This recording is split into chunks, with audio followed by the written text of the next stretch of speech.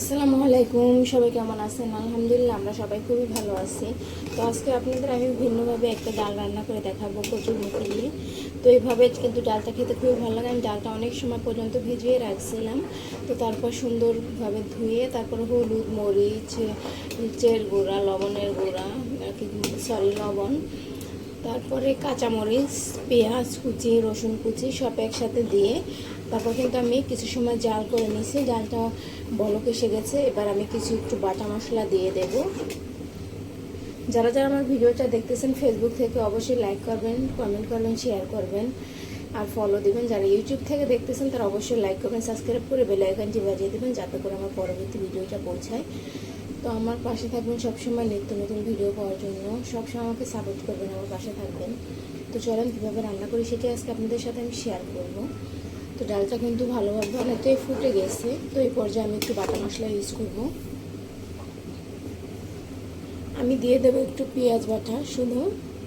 এবার আমি ডালটা ভালোভাবে নেড়ে বাটা মশলার সাথে মিশিয়ে দেব। এবার আমি জালটা একটু জোরে দেব যাতে করে ডালটা বলক উঠে যায়।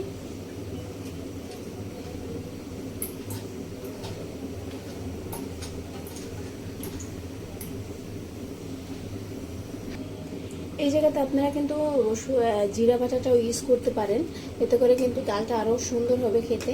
তো আমি ওইটা ইউজ করলাম না, আমার জিরা বাটাটা শেষ হয়ে গেছে, এর জন্য পেঁয়াজ বাটাটা দিয়ে দিলাম। তো আপনারা পেঁয়াজ জিরা বাটাটাও দিতে পারেন।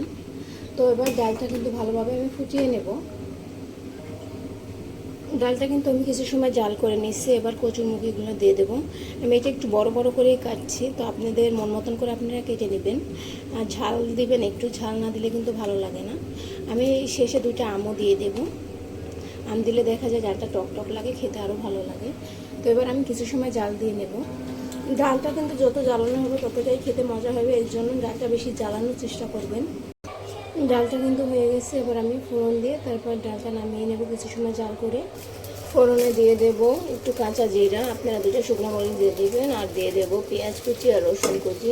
এবার আমি ফোড়নটা ভালোভাবে লাল করে ভেজে নেব।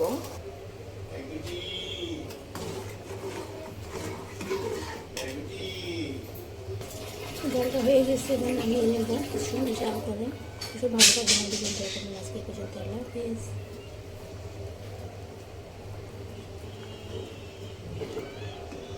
দেখেন কচুরমুখিটাও কিন্তু অনেক সুন্দরভাবে সিদ্ধ হয়ে গেছে।